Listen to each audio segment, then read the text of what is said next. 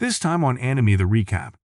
Takafumi is notified that his uncle Yosuke, a 34-year-old man who has been in a coma for 17 years, has finally awakened. Yosuke claims to have been on another planet named Granbahamel, and to his surprise, exhibits the magical talents he learned there. Takafumi chooses to take him in so that they may profit from his abilities on YouTube. Yosuke has a difficult time with contemporary technologies, especially the internet. Yosuke tells Takafumi his memories of a female elf called Elga, whom he spared but then abused brutally every day, while discussing his life in Granbahamel. Takafumi believes Yosuke has never heard of its tsundere and most likely has no idea Elga is in love with him. Yosuke describes how he was once assaulted and left for dead until Elga came to his rescue. As Elga declares his debt to her, he gives her an extremely rare ring, which Takafumi realizes from the video of his memories Elga mistook for him proposing, but Yosuke then sells the ring to pay off his perceived debt and abandons Elga in a random town, causing her to follow him around for 17 years. Takafumi discovers that he admires Elga for her dedication and tenacity in pursuing Yosuke for so long. Yosuke purchases the last edition of Sega Magazine and is upset because the most popular game was a Bisho game and his favorite Guardian heroes only reached 197th position. He confesses that he despises RPG games because he can never follow the plot, admitting that once he was meant to heal the broken heart of an ice witch called Mabel in order to get an ice sword to beat a fire dragon, but he forgot, so he killed the dragon without the weapon and left Mabel to her suffering.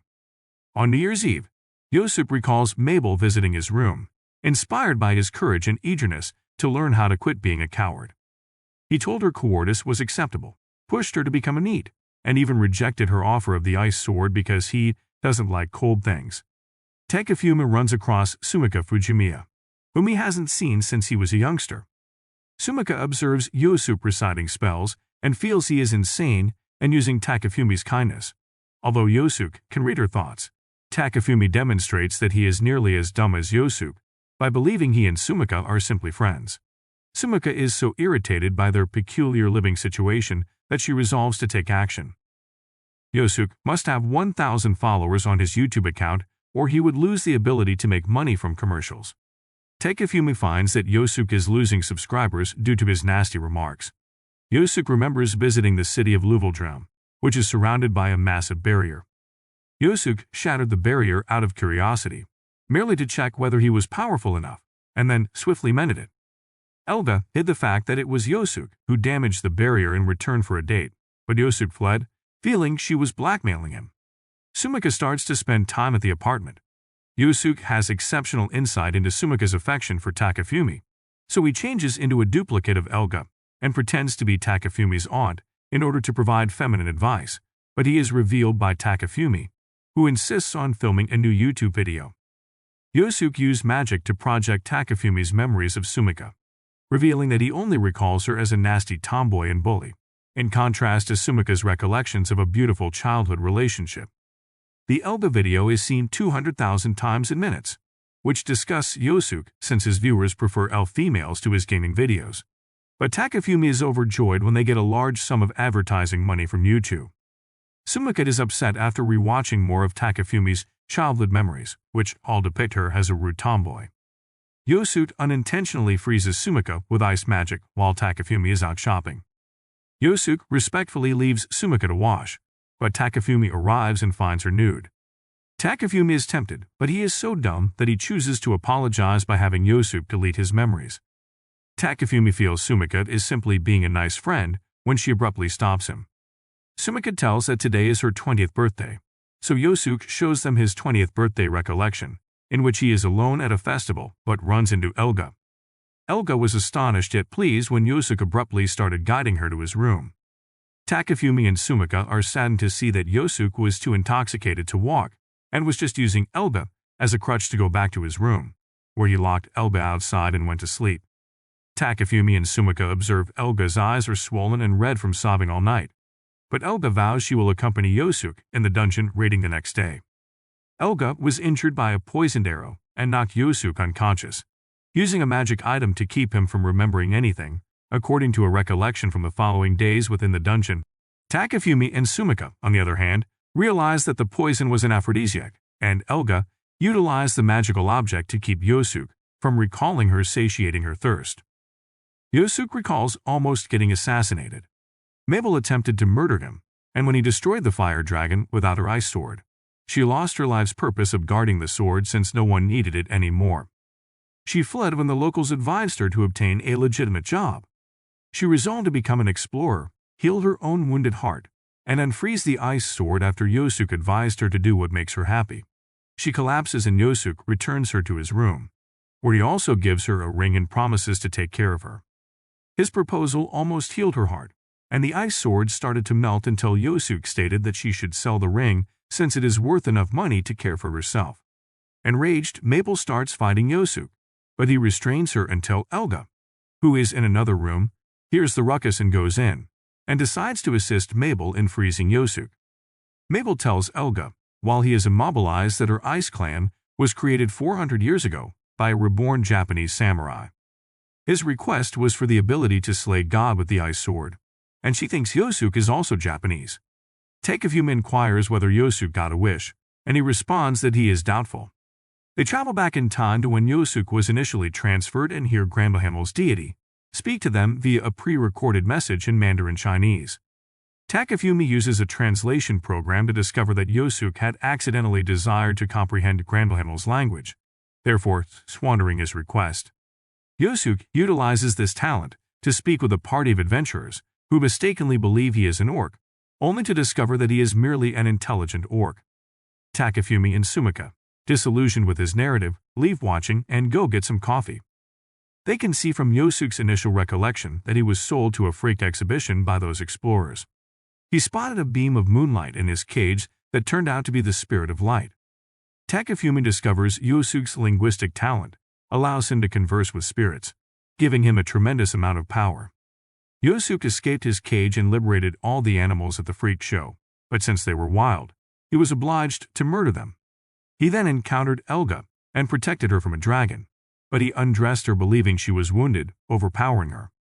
As a consequence, she started following him around everywhere. Yosuke unfroze overnight after Mabel had frozen him in ice, and he found himself in bed with Mabel and Elga. Mabel chooses to retain Yosuke's ring, making Elga envious since the ring Yosuke gave her had already been sold. Yosuke chooses to assist the hero in clearing out a dungeon, which raises Elga's suspicions since the present hero is a lady dubbed Shining Crusader. Yosuke went hunting the Shining Crusader. Elga went to purchase back her ring, and Mabel went to sleep like a jobless bum. Takafumi and Sumika are upset again by Yosuke's dismal recollections, but they are cheered when he treats them to ramen. Yosuke recalls attempting to collect a sweatshirt Elga had stolen from him, but she knocked him senselessly, leaving her outfit behind, which he gives to Sumika. Yosuke is overcome with nostalgia for Elga. Yosuke's linguistic skill is known as Wild Talker. Sumika is off to college. Yosuke states that video games helped him live in Grand Bahama, and recalls saving a town alongside heroes Edgar, Alicia, and Rega by utilizing skills from video games to beat an orc army. He made friends with the adventurers, but when Alicia revealed that he was the one who repaired the magical barrier in Louveldrum, he wiped their memory of him. He demonstrates to Takafumi that he met them again, with their memory of him erased. They were on a journey to defeat a colossal beast. Because the description of the beast reminded Yosuke of Sonic, he attempted to bargain with it, but when he discovered its savage nature, he killed it swiftly. Yosuke theorizes, pointing to the incident, that Wild Talker activates when he has a strong urge to chat with the target. Takafumi notices Sumika hasn't returned her phone, so they fly it to her, only to find her with a dangerous-looking guy. Yosuke lends Takafumi some magical items just in case. Takafumi recognizes the guy as Chiaki, his and Sumika's younger childhood buddy.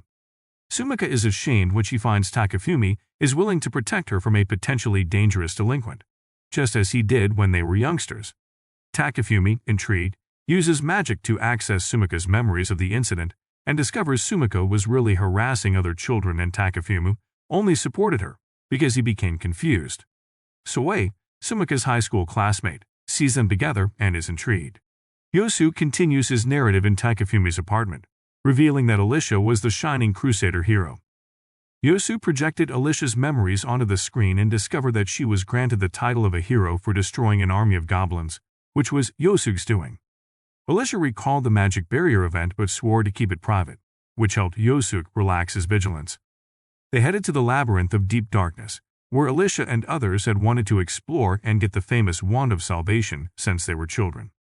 Using his wizardry, Yosuke swiftly identified a shortcut to the center of the labyrinth and the magic wand. However, it seemed like employing a cheat code in the game, so Yosuke deleted everyone's memories and restarted. He still believed getting involved was unjust, but he changes his mind and headed to the capital alone.